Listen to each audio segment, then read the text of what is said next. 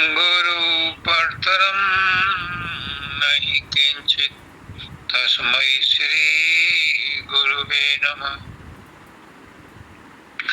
सर्वे भवन्तु सुखिनः, सर्वे सन्तु निरामयाः, सर्वे भद्राणि पश्यन्तु मा कश्चित् दुःखभाग् भवेत्। परम तत्वाधार परम पुरुष पूर्ण धनी हजूर मालिक कुल पुष्करनाथ जी महाराज की पवित्र आत्मा, सभी सत्संगी भाइयों बहनों माताओं बच्चों बुजुर्गों सबको राधा स्वामी।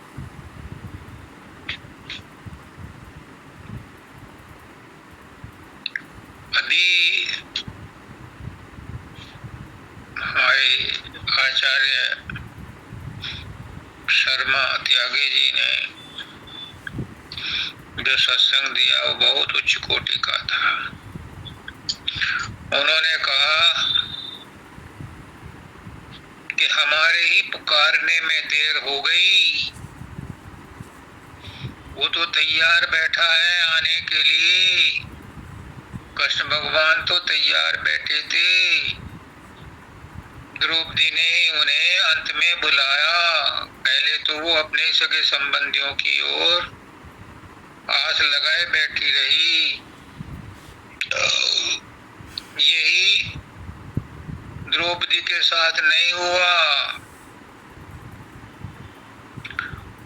ये हम सबके साथ हो रहा है, लेकिन हम अपनी ओर नहीं देखते, दूसरों की ओर देख करके ही संतुष्ट हो जाते हैं। अपने दिल में हाथ रखो, अपने अंदर अपने आप से पूछो कि तुम कितनी गहनता से ईश्वर को याद करते हो, गुरु को याद करते हो। पुष्करनाथ जी कहते हैं कि गुरु को या परमात्मा को सिर्फ उतना प्यार कर लो जितना तुम अपने संसार की चीजों से प्यार करते हो। उससे ज्यादा मत करो, क्योंकि ज्यादा तुम्हारे पास है ही नहीं। उतना ही कर लो जितना तुम अपने बच्चों से करते हो, जितना तुम संसार की चीजों से करते हो, जितना अपने शरीर से प्यार करते हो, जितना अपने विचारों से प्यार करते हो, जितना अपनी वासनाओं से प्यार करते हो, उतना ही कर लो। बस ज्यादा मत करो, उतना ही कर लो। यानी संसार के बराबर तो महत्व दे दो गुरु को, परमात्मा को, लेकिन हम उतने भी महत्व नहीं देते। अगर उतना ही महत्व दे दें तो परमात्मा तुरंत नंगे पैर दौड़ा चला आता है, अभी भी है, सबके पास है। आगे लाइन आएगी उसमें बताऊंगा, अभी भी है, लेकिन वो इंतजार करता है कि कौन उसे बुलाए, कौन उसे अपना समझे। बड़े दुख की बात है कि जो अपने नहीं है उन्हें अपना समझे बैठे हैं, और जो अपने हैं उन्हें भुला दिया, उनकी याद ही नहीं आती। दादा दयाल कह रहे हैं, तू घटका मेरे बासी बने, तेरा ही मन में ध्यान रहे। वो कर रहे हैं प्रार्थना हम सबकी ओर से कि तू मेरे घट में आ जा, घट का वासी बन जा। तू 507 बी में आ जा, उसका वासी बन जा, क्योंकि और जगह से तुझे कहीं कोई याद नहीं करता। तो तू जो तुझे याद करता है उसका तो घट का वासी बन जा, और तेरा ही मन में ध्यान रहे। मन में ध्यान किसका रखते हैं हम? पूछो अपने आप से।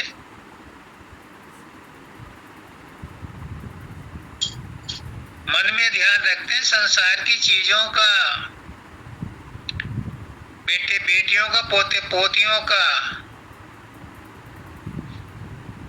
रिश्तेदारों का, पति पत्नी का, भाई बहन का ध्यान रखते हैं मन में। परमात्मा का कौन ध्यान करता है? गुरु को कौन ध्यान में लाता है?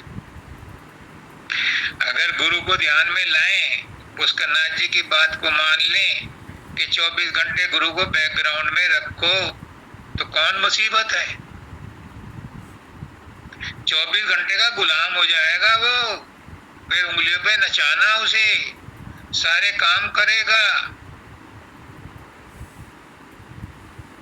जैसे रावण के दरबार में सारे देवी देवता नौकर चाकर थे, सारे काम करते थे, सृष्टि का प्रबंध नहीं करने देता था वो, अपने घर का, अपने लंका का काम करवाता था, जितने भी देवी देवता थे। ऐसे ही जब 24 घंटे तुम गुरु को बैकग्राउंड में रखोगे, परमात्मा को बैकग्राउंड में रखोगे, तो वो 24 घंटे का तुम्हारा गुलाम हो जाएगा। जो तुम चाहोगे वही होगा, तुम्हारे खिलाफ नहीं जाएगा, तुम्हारे खिलाफ कोई भी नहीं जाएगा, वो तो जाएगा ही नहीं कभी, कोई भी नहीं जाएगा। दुनिया की कोई ताकत तुम्हारा नुकसान नहीं कर सकती अगर 24 घंटे तुमने गुरु को, परमात्मा को अपने ध्यान में रखा। ये पहली लाइन का मतलब है कि मेरे घट में आके बस, और कहीं तो तुझे कोई जगह देता नहीं, कोई और तुझे याद करता नहीं, मैं याद करता हूं, मेरे घट में आ जा, मेरे घट का वासी बन, और तेरा ही मन में ध्यान रहे। मुझे किसी और की जरूरत नहीं है, मैं औरों का ध्यान नहीं करना चाहता, ना वो मेरे ध्यान में आए, तू ही मेरे ध्यान में रहो बस, होल सोल इंचार्ज तू ही हो जा, और मैं तेरी शरणागत हो गया, तू मुझे जैसा चाहेगा वैसे रख, और मुझे रहना भी नहीं है, मैं तो तेरी मौज में हूं, तेरा ही सुमरन भजन हो नित। जब तू मेरे घट में बसेगा, मेरे घर में रहेगा, तो तेरा रोज सुबह शाम हर वक्त तुझे देखा करूंगा, वही सुमरन है, तुझे याद करूंगा वही ध्यान है, तुझसे बात करूंगा वही भजन है, और तेरा ही नित अनुमान रहे, तेरे साथ ही मैं वार्तालाप करूं, बकवास करूं, तेरे अलावा मुझे कुछ नहीं अच्छा लगता, तू मेरा मैं तेरी, तेरे अलावा कुछ नहीं मेरा, सब संसार है, और संसार से मुझे कोई लेना देना नहीं, क्योंकि तेरा मेरा जन्म जन्म का साथ है, संसार तो टेम्परेरी साथ लगा है, संसार का तो सब सामान यही छूट जाएगा, अब तक छूटता चला आ रहा है, बार बार पकड़ते हैं, लेकिन तू ऐसा है कि कभी न साथ छूटा न छूटेगा, अलग कोई कर नहीं सकता, एक क्षण के लिए, एक पल के लिए भी। आत्मा और परमात्मा का कभी विग्रह हुआ ही नहीं, शरीर का और मन का जो संघात बना है, जो योग हुआ है, ये टेम्परेरी है, इसमें आत्मा लिप्त नहीं है, आत्मा जड़ के साथ लिप्त हो ही नहीं सकती, क्योंकि आत्मा इस देश की वासी नहीं है, वो सतलोक की वासी है, और इस देश में जो भी चीजें हैं वो जड़ हैं, ब्रह्मांड तक जड़ है, इनसे आत्मा का मेल हो नहीं सकता। हाँ, संग हो रहा है, और संग भी टेम्परेरी है, छूट जाता है हर जन्म में। वो कहता है कि कि तू क्या है, कौन है, इससे मुझे क्या मतलब? मैं क्यों लफड़े में पड़ूं, मैं क्यों झंझट में पड़ूं? बड़े बड़े दार्शनिक हैं, ये काम उन्हीं का है, बड़े बुद्धिमान हैं, उन्हीं के लिए ये छांट पिछोड़ को रहने दे। बड़े तर्क वितर्क करने वाले हैं, ज्ञानी विज्ञानी ध्यानी हैं, उन्हीं के लिए पढ़ा रहो ये सब्जेक्ट, मेरे लिए नहीं है। मैं नहीं कुछ जानता और न मुझे जानने की जरूरत।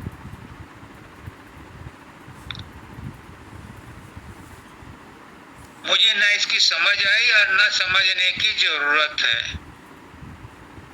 मैं फालतू की चीजों में क्यों उलझूं? मैं तेरे बारे में जान के क्या करूंगा, और जानूंगा किस चीज से? कौन सा पैमाना है मैं तुझे जानूं? मैं तुझे कैसे देखूं? कौन सी आंखों से देखूं? ये आंखें तो तुझे देख नहीं सकती, ये ज्ञान तो तुझे जान नहीं सकता, तो फिर मैं इस लफड़े में ही क्यों पड़ूं? मैं इससे अलग हूं, तू मेरा है, मैं तेरा हूं, बस इससे मुझे संबंध है। फिर आगे क्या कहते हैं? आंखों से मिले तेरा दर्शन। ये समझने की बात है कि इसे समझ गए तो आज ही मुक्ति है, आज इंस्टेंट। पुष्करनाथ जी ने कहा था फरीदाबाद में कि जिसे मुक्ति चाहिए वो आज यहीं रुक जाए, घर ना जाए। लेकिन कोई नहीं रुका, क्योंकि सबके साथ संसार लगा हुआ था और लगा हुआ है। यहाँ कह रहे हैं सब समझते हैं, सब पढ़ते हैं इसे, लेकिन आज गुरु महाराज मुझसे क्या कहलवा रहे हैं? मैंने कहा, हमेशा कहता हूं कि मैं गुरु नहीं हूं, मैं गुरु की पूंछ भी नहीं हूं, मैं शिष्य भी नहीं हूं, मैं तो गुरु के शिष्यों का सेवक हूं, ताबेदार हूं। लेकिन आज डंके की चोट पर कह रहा हूं, मैं जगत गुरु हूं।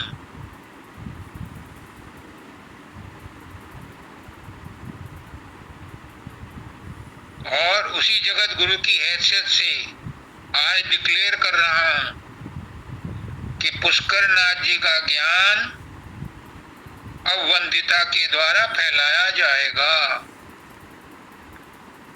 औरों का ज्ञान फैलाने के तो बहुत सेंटर हैं, लेकिन पुष्करनाथ जी का ज्ञान अब वंदिता के हाथ में, मसाल इसके हाथ में, ये फैलाएगी। इसमें जो कमी है वो पुष्करनाथ जी समय रहते पूरी करा देंगे। तो यहाँ कह रहे हैं आंखों को मिले दर्शन तेरा। इन आंखों से नहीं दर्शन मिलेगा तेरा, इसको जो समझ लेगा आज ही मुक्ति है। बहैसियत जगत गुरु में आज बतला रहा हूं, अहंकार नहीं है, मैं कुछ नहीं हूं, मैं कुछ भी नहीं हूं। जो कह रहा है गुरु कह रहा है, आंखों से मिले दर्शन तेरा। वो कौन सी आंखें हैं जिससे तेरा दर्शन हो, और कौन सा रूप है तेरा जिसका दर्शन होगा? साकार गुरु तो चला गया, पर क्या गुरु चला गया? गुरु न जन्म लेता है न मरता है, गुरु अजर अमर अविनाशी है। गुरु तो एक सत्ता है जो कंटिन्यूअस प्रवाहित हो रही है और होती रहेगी। ये मालिक का की सत्ता है जो प्रवाहित हो रही है। एक चोला छोड़ देता है गुरु, दूसरे में वो सत्ता आ जाती है, क्योंकि उसने अपना काम लेना है। तो आंखों से मिले दर्शन तेरा, कौन सा दर्शन मिलेगा और कौन सी आंखों से मिलेगा, आज नोट कर लो अपने पैड पर। इसी में मुक्ति है, आज ही मिल जाएगी अगर उस आंख से देखोगे। कौन सी आंख है वो, कौन सा दर्शन है? वो है रेडिएंट, गुरु का रेडिएंट रूप, दिव्य रूप, रूहानी रूप। और उसका दर्शन कौन सी आंख करती है? सूरत करती है। पहुंचो सूरत तक, लगाओ उसको गुरु के नूरानी रूप में, रेडिएंट रूप में, शब्द रूप में लगाओ उसको। आज ही मुक्ति मिलेगी।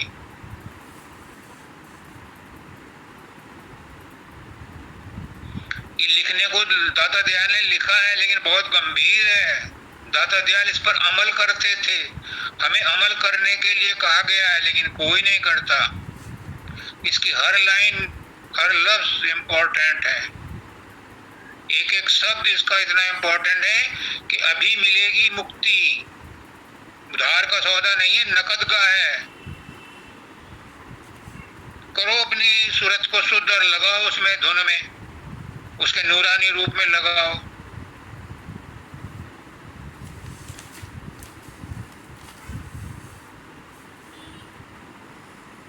वो कहते हैं सामान्य से मुझको चाह नहीं, सामान्य रूप से तो सब में है, मुझे उसकी चाह नहीं। सूरज तो सामान्य रूप से सब जगह है, मुझे उसकी चाह नहीं है। परमात्मा तो सामान्य रूप से सब जगह है, मुझे उसकी चाह नहीं है। गुरु तो सामान्य रूप से सबके अंदर है, मुझे उसकी चाह नहीं है। फिर काहे की चाह है? विशेष की है। दूध के अंदर सामान्य रूप से घी है, लेकिन वो घी किसी काम का नहीं है,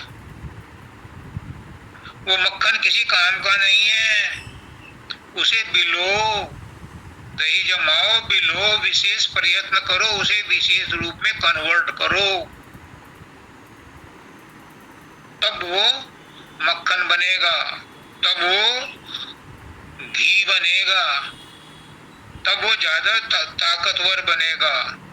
उसे विशेष में कन्वर्ट करो, प्रोसेस है।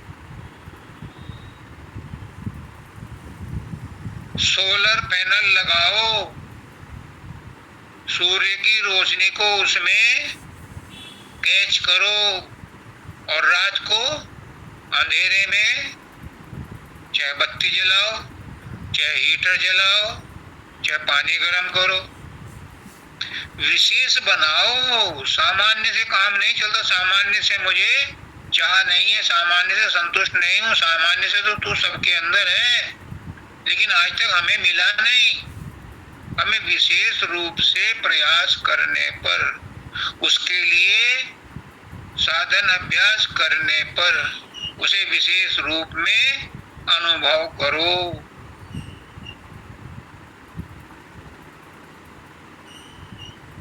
और उसी का निस्दिन ध्यान रहे, उस विशेष का ही ध्यान रहे, सामान्य का नहीं। सामान्य से तो किसी को कुछ नहीं मिला। अहम ब्रह्मस्मि करने वाले सैकड़ों, हजारों, लाखों हैं, वो सामान्य में ही अटके हुए हैं। सामान्य रूप से सभी ब्रह्म हैं, ये तय बात है। हर जिन्स, हर चीज परमात्मा में है, हर जीव ब्रह्म ही है, लेकिन सामान्य रूप से, विशेष रूप से क्रिएट कर लो तो तुम विशेष से जुड़ जाओगे। तब कह सकते हो कि तुम ब्रह्म हो। ब्रह्म कह देने से कोई ब्रह्म नहीं होता,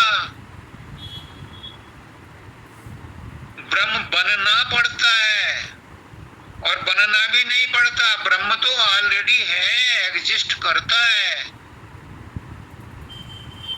बस उसे अनुभव करना है, लेकिन सामान्य रूप से नहीं।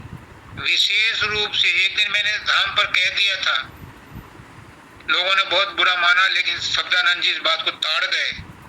उन्होंने बड़ी तारीफ की। मैंने कहा जो लोग कहते हैं कि सबका मालिक एक, वो सब झूठ बोलते हैं, क्योंकि रटी रटाई बात कहते हैं कि सबका मालिक एक। सबका मालिक एक कहने का उसे ही अधिकार है जिसने अपने अंदर अपने मालिक को देख लिया। वो कह सकता है कि सबका मालिक एक है, वरना तो सबके मालिक एक है तो फिर बच्चे को क्यों चांटा मारते हो, कुत्ते को क्यों डंडा मारते हो, पत्नी पर क्यों नाराज होते हो, जब सबका मालिक एक है? तो किस पर तुम गुस्सा करते हो, किस पर नाराज होते हो? मानव दयाल जी कहते थे, मैं किस पर गुस्सा करूं, दूसरा कोई है ही नहीं कि मैं अपने आप पर गुस्सा करूं। मुझे गुस्सा नहीं आता था। तो वो विशेष में जब प्रवेश कर जाते हैं, विशेष से जब उनकी मुलाकात हो जाती है, तब उनको हक है कहने का सबका मालिक एक। और मैं उसी में लगा रहना चाहता हूँ, मैं उसी के ध्यान में रहना चाहता हूँ। चेतन विशेष की लगन लगे, मुझे उसी चेतन विशेष की लगन है। वो चेतन विशेष भी है, सबके अंदर है, लेकिन वो सामान्य रूप से है। किसी ने उसको जाना ही नहीं, किसी ने उसको माना ही नहीं। संसार को अपना मानते हैं, शरीर को अपना मानते हैं, इच्छाओं को अपना मानते हैं, वासनाओं को अपना मानते हैं, इंद्रियों को अपना मानते हैं, धन को अपना मानते हैं, दौलत को अपना मानते हैं। लेकिन अपने अंदर जो विशेष परमात्मा बैठा है, गुरु बैठा है, उसे कोई नहीं कहता कि ये मेरा है, मैं विशुद्ध आत्मा हूं, कोई नहीं कहता। सब कहते हैं मेरा नाम राजेश है। अरे राजेश तो शरीर का नाम है, इसके अंदर जो विशेष चैतन्य है उसका नाम राजेश नहीं है। वो तो अनामी है, अलग है, अगम है, अगोचर है, और वही परमात्मा है, वही सद्गुरु है।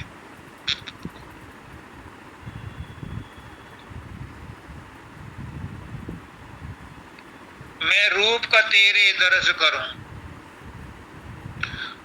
अब यहाँ पर भी वही वाली बात आ रही है, आज पूरी तरह से निखर जाओ।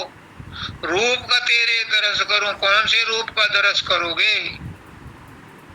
पुष्करनाथ जी कहते बाहर वाला गुरु तो तुम्हारे बाहर बैठा है। इस गुरु के दर्शन से भी,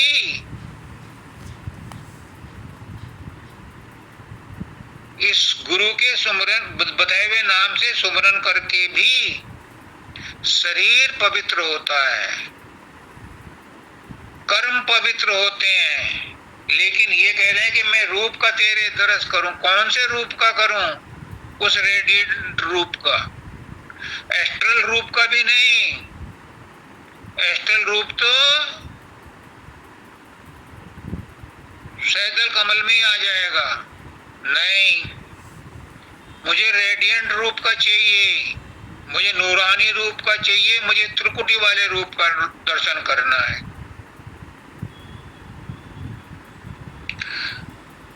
मैं रूप का तेरे दरस करूं, पदकमल की कर से स्पर्श करूं, आपके चरणों को अपने हाथों से स्पर्श करूं। कौन से चरणों को करोगे, कौन से हाथों से करोगे? दादा दयाल ने, स्वामी जी महाराज के एक दो लाइन है, करूं विनती दो कर जोरी, अर्ज सुनो दादा स्वामी मेरी, इसकी उन्होंने व्याख्या की है। और वही दादा दयाल इस शब्द में कह रहे हैं। तो वो कह रहे हैं करूं विनती दो कर जोरी, दोनों हाथ जोड़ करके विनती करता हूं। तो कहते कौन से हाथों से विनती कर रहा हूं मैं? इन हाथों की विनती नहीं कर रहे, समझो बात को, तभी तो आज मुक्ति मिलेगी, नहीं मिलेगी नहीं। नहीं समझोगे तो नहीं मिलेगी। जैसे इतनी उम्र गुजर गई और जाने कितनी गुजर जाएगी, कितने जन्म लेने पड़ेंगे। दो कर जोरी, इन आंखों के, ये आंखें दोनों को एक कर लो, इनके पीछे तिलकुटी वो तीसरा तिल है, वहां पर ध्यान जमाओ। जितनी शरीर में सूरत फैली हुई है, कण कण में, रोम रोम में फैली हुई है, उसे इकट्ठा करके लाओ। जीते जी मरो, मरते हुए भी वो सूरत, वो आत्मा शरीर से खिंच करके ऊपर तक आती है और सारा शरीर ठंडा होता चला जाता है। पहले पैर ठंडे होते हैं, फिर धड़ ठंडा होता है, फिर हाथ ठंडे होते हैं, फिर गर्दन ठंडी होती है, फिर मुंह ठंडा होता है, फिर आंखों के ऊपर आती है। और जब डॉक्टर देखता है आंखों के पास कोई चेतना नहीं है तो कहता है ही इज और शी इज नो मोर। तो वहां से आत्मा को सारे शरीर से खींच के लाओ तीसरे तिल पर, दोनों आंखों के पीछे, वहां पर दरस होंगे। किसके? उस एस्ट्रल रूप के, सूक्ष्म रूप के, गुरु के सूक्ष्म रूप के दर्शन होंगे। जो दिव्य रूप है, जो नूरानी रूप है, उसके तो त्रिकुटी में जाके दर्शन होंगे। लेकिन जब तीसरे तिल पर अभ्यास करते हैं तो वहां पर गुरु का रूप बनना शुरू हो जाता है बाहर वाले का, और वही बाहर वाला रूप गुरु का बनते बनते बनते वो सूक्ष्म रूप बन जाता है सहज दल कमल में। वो भी ऐन चैतन्य है, वो सूक्ष्म रूप भी, और वही नूरानी रूप तक ले जाता है। तो कहते हैं कि मैं रूप का तेरे दरस करूं, करो उसका दरस, अभी मिलेगी मुक्ति। करो, ये करने का भेद है नहीं बुद्धि विचार, और कथनी चर छोड़ करनी करे तब पावे कुछ सार। ये ऐसी बकवास नहीं है, दादा दयाल ने बड़ी मेहनत करी है, एक एक लाइन में, एक एक शब्द में। ये प्रैक्टिकल है, थ्योरेटिकल नहीं है कुछ भी। संत मत थ्योरेटिकल नहीं है, संत मत सब्ज बाग नहीं दिखाता। संत मत कहता है लेबोरेटरी में जाओ, प्रैक्टिकल करो, खुद खाओ और जान जाओ। पद कमल का कर से स्पर्श करो, वहां पर हजूर राय शालिग्राम साहब जी कहते हैं कि गुरु के पैर प्रकाश हैं। ये पैर नहीं है गुरु के, जिनका स्पर्श करोगे वो प्रकाश है। तो अंदर में तीसरे तिल पर जब ध्यान जमाओगे, सूरत को इकट्ठा करोगे तो वहां प्रकाश पैदा होगा। वो है गुरु के स्पर्श करना, पैरों को स्पर्श करना। करो इन पैरों को। बाबा फकीर कहते हैं मेरे पैरों को क्यों चाटते हो, इनमें तो जर्म से लगे हुए हैं, इनसे तो बीमारी हो जाएगी, क्यों तलवे चाटते हो। गुरु के चरण तो तुम्हारे अंदर हैं, प्रकाश रूप में है, उनका स्पर्श करो तब तुम्हारा कल्याण होगा। लेकिन कोई नहीं मानता और इसीलिए लटके रहते हैं। सुख मंगल हर्ष उल्लास लहूं,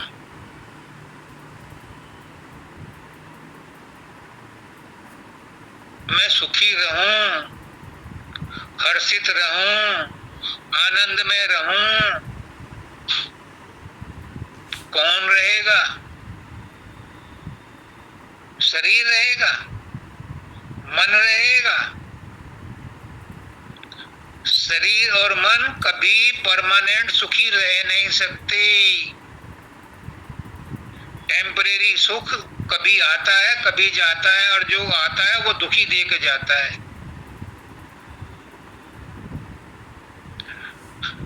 किसी का शरीर हमेशा के लिए स्वस्थ नहीं रहता, सैकड़ों हजारों लाखों बीमारियां उसमें आती हैं।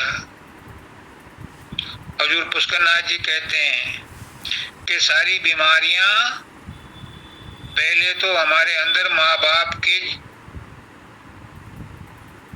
द्वारा संक्रमित होती हैं। दूसरे जो हम अन्न खाते हैं जिस देश का, उसमें जितना भी अडल्ट्रेशन मिला हुआ है उस अन्न में, जितना भी खून खराबा, जितना भी द्वेष विद्वेष और क्रोध लोभ मोह अहंकार भरे हैं उस वातावरण में, वो सब उस अन्न के द्वारा उसके जीव के अंदर जाते हैं। तो शरीर स्वस्थ कैसे रह सकता है, मन कैसे स्वस्थ रह सकता है? जैसा खाओ अन्न वैसा होगा मन। और वैसे भी इस शरीर के ऊपर 5 कोष पड़े हुए हैं, अन्नमय कोष, प्राणमय कोष, मनोमय कोष, विज्ञानमय कोष और आनंदमय कोष। इनके अंदर रहता हुआ जीव कैसे खुश रह सकता है, आत्मा कैसे खुश रह सकती है? आत्मा का भोजन कुछ और है, सुन लो। आत्मा का भोजन है, हजूर मानव दयाल जी कहते हैं, आत्मा सबकी भूखी रहती है, किसी को पता ही नहीं कि आत्मा भूखी है। आत्मा का भोजन है सुरत शब्द योग। आत्मा को सुरत के शब्द के साथ लगाओ तो आत्मा की तृप्ति होगी, आत्मा की भूख शांत होगी। और किसी साधन से आत्मा की भूख शांत नहीं होगी, और जब तक वो शांत नहीं होगी उसकी भूख, तुम्हें सुख मंगल हर्ष उल्लास कुछ नहीं मिलने वाला, कुछ नहीं मिलेगा। टेम्परेरी में उलझे रहो, जन्मांतरों तक यहीं लटके रहो। जो कोई भी जिस दिन अपनी सूरत को शब्द के साथ जोड़ देगा उसे सब कुछ फ्री में मिलेगा, फ्री में, और परमानेंट मिलेगा। यहाँ भी और इसके बाद भी, शरीर छोड़ने के बाद भी सूक्ष्म शरीर भी छूट जाएगा। सूक्ष्म शरीर छूटता नहीं है आसानी से, लेकिन जिसकी सूरत शब्द में जुड़ जाती है उसका सूक्ष्म शरीर भी ब्रह्मांडी मन में जाके मिल जाता है। वेस्ट नहीं जाता, ब्रह्मांडी मन में मिल जाता है, क्योंकि वो वहीं से निकला है। इससे ज्यादा और गुरु खोल करके क्या समझाए? तेरे शब्द की ओर कान रहे। बाहर के शब्द गुरु कहता है उसे बड़े ध्यान से सुनो, लेकिन यहाँ क्या कह रहा है? शब्द की ओर कान रहे। कौन सा शब्द और कौन से कान? वह यही मुक्ति है। वो शब्द वो यहाँ से जो आ रहा खोपड़ी से, उसकी धुन यहाँ आकर के बैठी हुई है, उसकी त्रिकुटी में है, उसकी सुन में, महासुन में, बबर गुफा में, सतलोक में। उसको पकड़ो, वो शब्द की ओर मेरे कान रहे। कौन से कान? कौन से कान?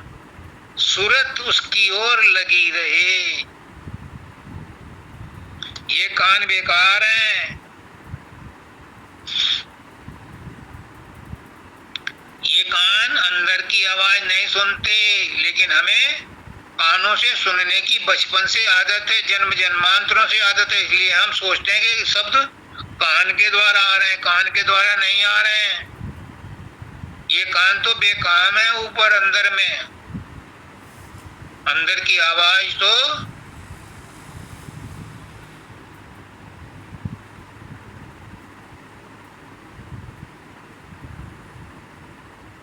बज रहा है रात दिन, फिर भी नहीं आवाज है।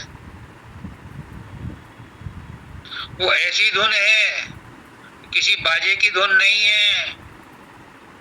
वो धुनात्मक नाम, वो धुनात्मक धुन, वो शब्द धुन शब्द की ही धुन है। और वो शब्द कौन सा है? वो शब्द वही है आदि में जो निकला था। जब पहली बार शब्द हुआ था उस मालिक का, विस्फोट हुआ था, बिग बैंग हुआ था, उससे जो आदि में शब्द हुआ था वो स्वामी है। उससे जो आदि में धुन निकली थी वो राधा है। वही उसी की ओर कान रहे, राधा उधर की ओर ही टकटकी लगा करके देखती रहे। पुष्कना जी कहते थे, राजेश शब्द के पीछे डंडा लेके मत फिर, ये भी हमारी मंजिल नहीं है। क्योंकि जब तू शब्द के पीछे दौड़ेगा शब्द दूर चला जाएगा। शब्द को कनखियों से निहारो, सुनो मत, क्योंकि सुनना तो है ही नहीं, कान तो सुनेंगे नहीं। उसको निहारो। काहे से निहारो? निरत से। सूरत की दो शक्तियां हैं, एक सुरत एक निरत। सुरत सुनने की शक्ति है, निरत देखने की शक्ति है। तो उस शब्द को पुष्कना जी कहते हैं, सुरत और निरत से निहारो, पकड़ो मत, उसके पीछे मत जाओ। तो जब तुम उसके सामने आ जाओगे वो शब्द अपने आप ही तुम्हें खींच लेगा, जैसे चुंबक लोहे को खींच लेता है। ऐसे ही तुम भी उसके अंदर गुम हो जाओगे। उस गुम अवस्था को ही कहते हैं पुष्करनाथ जी के ये अशब्द गति ही हमारी मंजिल है। शब्द हमारी मंजिल है। शब्द तो बहुत हो रहे हैं। स्वामी जी महाराज कह रहे हैं, इससे ज्यादा और बड़ा प्रमाण क्या दे सकते हैं गुरु। स्वामी जी महाराज कह रहे हैं, शब्द में शक्ति नहीं है। देखो शब्द के ऊपर कितने शब्द लिखे उन्होंने। वो कह रहे हैं कि शब्द में शक्ति नहीं है, शक्ति है उस शब्द को देने वाले के अंदर। शब्द कौन दे रहा है आपको? नाम कौन दे रहा है? वो कहते हैं नाम तो सभी जप रहे हैं, सब तो सभी सुन रहे हैं, लेकिन आज तक किसी का उद्धार नहीं हुआ। क्यों? क्योंकि शब्द में शक्ति नहीं है, नाम में शक्ति नहीं है। फिर शक्ति किसमें? नाम देने वाले में, शब्द के साथ गठ जोड़ा करने वाले में है। और वो कौन है? वो है सतगुरु। सतगुरु के अंदर ताकत है।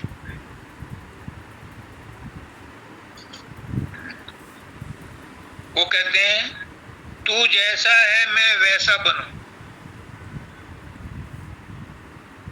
और मुझे पुष्करनाथ जी हर मैसेज में ही लिखते थे, राजेश तू और मैं एक हैं, तो मैं क्यों बनूं? दादा दयाल खुद कहते हैं, जो बनता है वो बिगड़ता है। तो मैं बनने की कोशिश ही नहीं करूं, क्यों बनूं मैं? अरे मैं और तू तो एक हैं, मैं बनूं क्यों और क्या बनूं? पुष्करनाथ जी ने मेरा कह दिया, मैं उन्हीं का ढोल बजाऊंगा। आप भी यही मानो कि आप और मैं एक हैं, बनने की जरूरत ही नहीं। जो बनेगा वो बिगड़ेगा। लिखने के लिए लिखा गया है, समझाने के लिए लिखा गया है, लेकिन इसका आंतरिक भाव जो है वो मैं समझा रहा हूं कि तू और मैं, तू जैसा है मैं वैसा ही हूं, लेकिन अभी भूला हुआ हूं, अभी सोया हुआ हूं। तू जगा हुआ है और मैं सोया हुआ हूं। तू और मैं है एक ही, और तू जगा हुआ है, मैं सोया हुआ हूं। पुष्करनाथ जी कहते हैं कि परम दयाल जी कहते हैं कि गुरु और चेले में कोई अंतर नहीं है। वो भी इंसान का बेटा, ये भी इंसान का बेटा, वो भी रोटी खाता है, ये भी रोटी खाता है, वो भी सोता है, ये भी सोता है। उसमें एक ही अंतर है गुरु और चेले में, कि गुरु में ज्ञान है, गुरु सुलझा हुआ है, और चेला में ज्ञान नहीं है, चेला उलझा हुआ है। जिस दिन सदगुरु का अपना ज्ञान चेले में उंडेल देता है, जिस दिन चेला सुलझ जाता है, उस दिन वो भी गुरु जैसा ही बन जाता है। जिस दिन सोई हुई सूरत शिष्य के अंदर सोई हुई सूरत जाग जाती है, उस दिन वो भी संत हो जाता है, वो भी गुरु हो जाता है, वो भी उस जैसा ही हो जाता है, उस जैसा है, अनुभव करने लगता है, क्योंकि अभी सोया हुआ है। तो इसलिए लिखा है मैं वैसा बनूं, मैं वैसा हो जाऊं।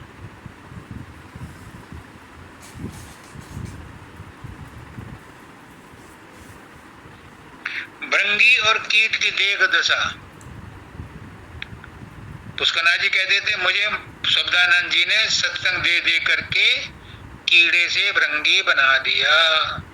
जो पुराने सत्संगी वो जानते होंगे, उनको उन्होंने सुना होगा, और ये फैक्ट है कि गुरु के सत्संग सुन सुन करके सत्संगी गुरु ही हो जाता है, बशर्ते वो पल्ला झाड़ कथा ना सुनता हो।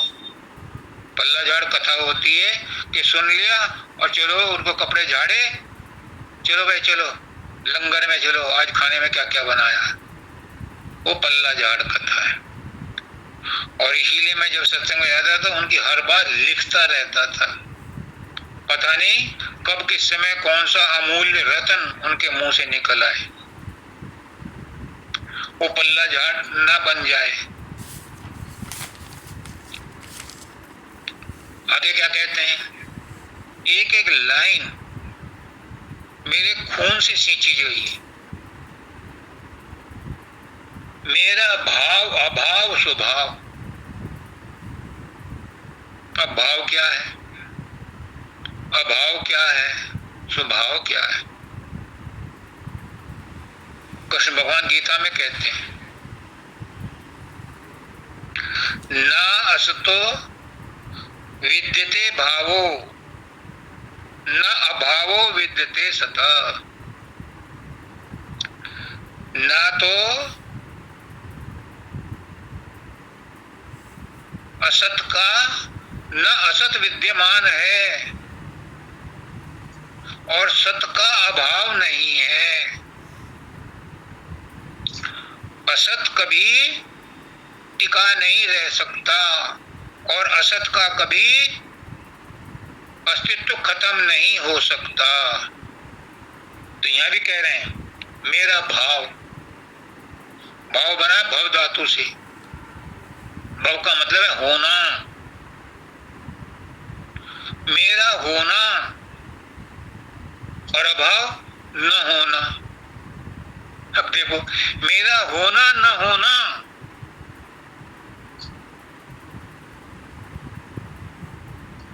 मेरा होना न होना, मेरा सत और असत। कृष्ण भगवान की भाषा में सुन लो, गीता की भाषा में, मेरा सत और असत और स्वभाव।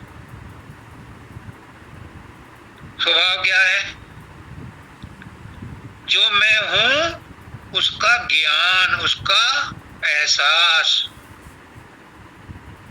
और मैं क्या हूं, मैं तू ही हूं, तो तेरा ही एहसास मेरा स्वभाव है।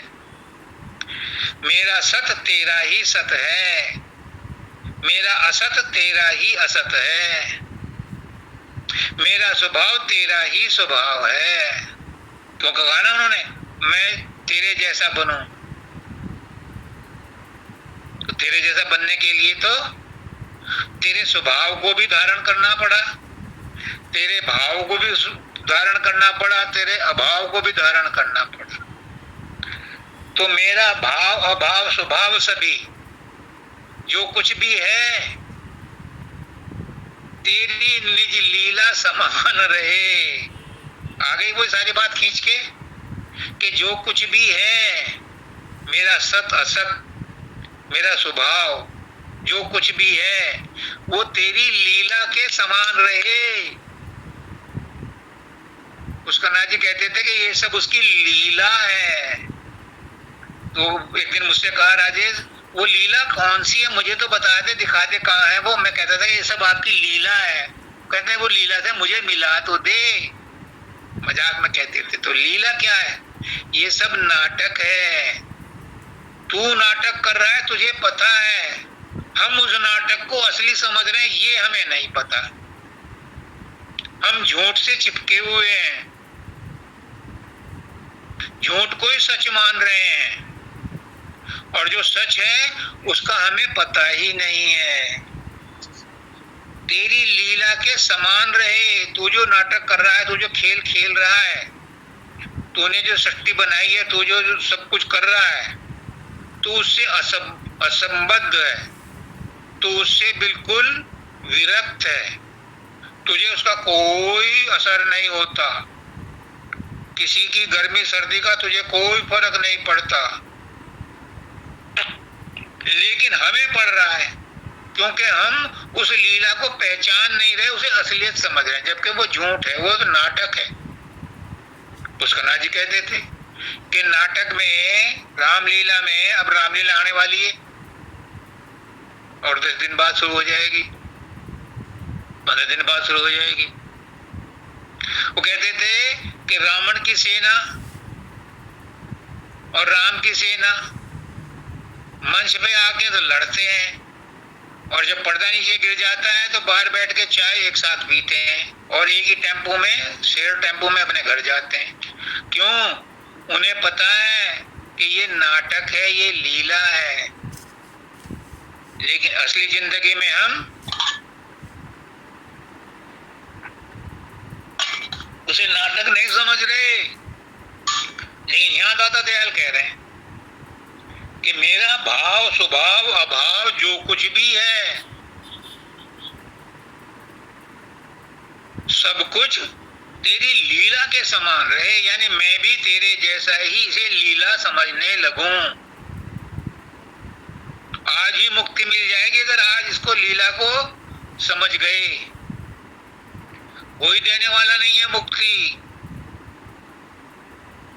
विवेकानंद कहते हैं, बाबा फकीर कहते हैं कि तुम अपनी मुक्ति खुद दे सकते हो अपने आप को, दूसरा कोई तुम्हें मुक्ति नहीं दे सकता।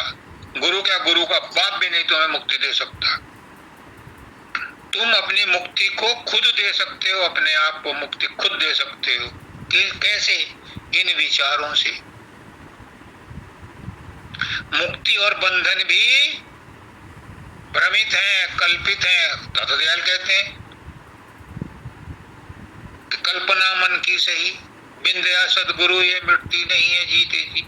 ज्ञान दीजिए ज्ञानदाता, ज्ञान के भंडार से सहज छुटकारा मिले सबको कठिन संसार से। कहने को तो बंध मुक्ति कल्पना मन की सही, बिन दया सदगुरु ये मिटती नहीं है जीते जी।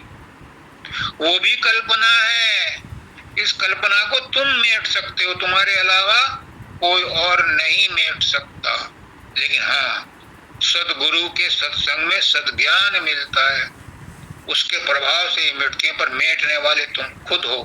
अगर तुमने रबड़ के मोटे दस्ताने पहन रखे हैं और उससे तुम बिजली के तार को छूते हो तो तुम्हें करंट नहीं लग सकता। अगर तुम मोटे दस्ताने पहन करके सत्संग में बैठोगे तो गुरु के वचनों का तुम पर कोई असर नहीं होगा।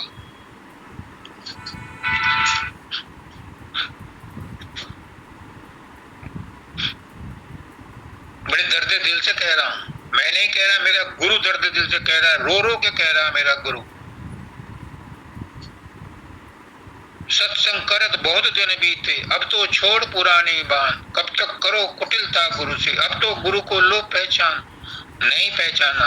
अगर पहचाना होता तो यहाँ ना बैठे होते, मैं भी यहाँ ना बैठा होता।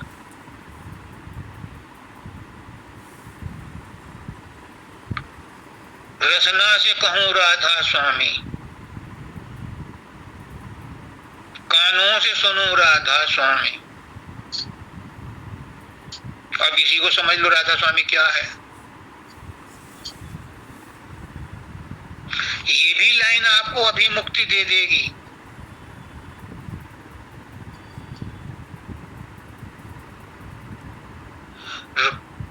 रसना से कहूं राधा स्वामी। राधा स्वामी क्या है? राधा आदि सूरत का नाम, स्वामी आदि शब्द पहचान। तो आदि सूरत को आदि शब्द से मिला दो तो राधा स्वामी बन गया। अगर उस राधा स्वामी को मिला दिया, राधा और स्वामी को मिला दिया, अभी मुक्ति लो। नकद का सौदा, नकद का कैश ट्रांजैक्शन मिलाओ। और कानून से सुनो राधा स्वामी, वो ये भी मैंने पहले बताया। कानून से कैसे सुनोगे? सूरत को उस धुन के साथ जोड़ दो तो राधा स्वामी धाम में पहुंच गए। ये धुन आ रही है ओपड़ी के टॉप से, क्राउन से। जब ये हमारी सूरत यहाँ से वहां पहुंच जाएगी तो सूरत उस शब्द के साथ जुड़ जाएगी तो कानों से सुनो राधा स्वामी। तो असली सुनना राधा स्वामी का वो है। और हृदय से भजूं राधा स्वामी। अब एक हृदय तो यहाँ है जिसको डॉक्टर चीर फाड़ करते हैं, और एक हृदय यहाँ है तीसरे तिल पर, राइट आइज की तरफ झुका हुआ। जब यहाँ से आंसू निकलता है तो गुरु तुरंत पिघल जाता है, परमात्मा तुरंत पिघल जाता है। यूं तो संसार के लिए बहुत आंसू बहाते हो, लेकिन परमात्मा के लिए, गुरु के लिए जिसने आंसू बहा दिया, तुरंत असर होता है। क्योंकि यहाँ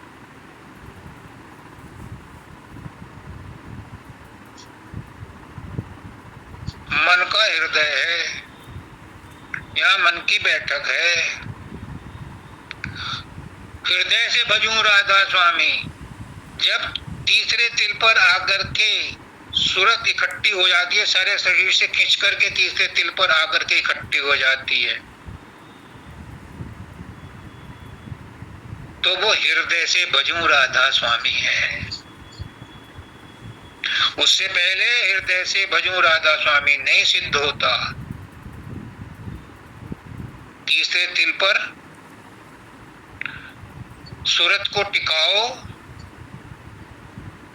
और जो गुरु ने नाम दिया है, हमारे गुरु ने तो राधा स्वामी नाम दिया, और उन्होंने और कुछ नाम दिए होंगे, हमें नहीं पता। तो वहां पर जो भजन करोगे तुम, वो असली राधा स्वामी का भजन होगा। और ये नाम जान और प्राण रहे। नाम भी वही है राधा स्वामी, नाम भी सतगुरु है, नाम ही शब्द है, नाम ही राधा है, नाम ही स्वामी है।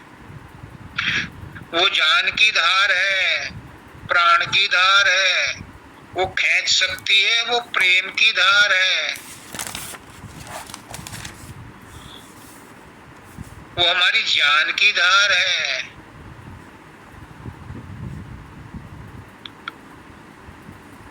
वो सब रचना की धार है, वो चैतन्यता की धार है। वो राधा स्वामी कोई और नहीं है। वो राधा स्वामी शब्द है और शब्द की धुन है, उसी को पकड़ना है। समय हो गया शायद, हाँ समय तो हो गया। सबको राधा स्वामी।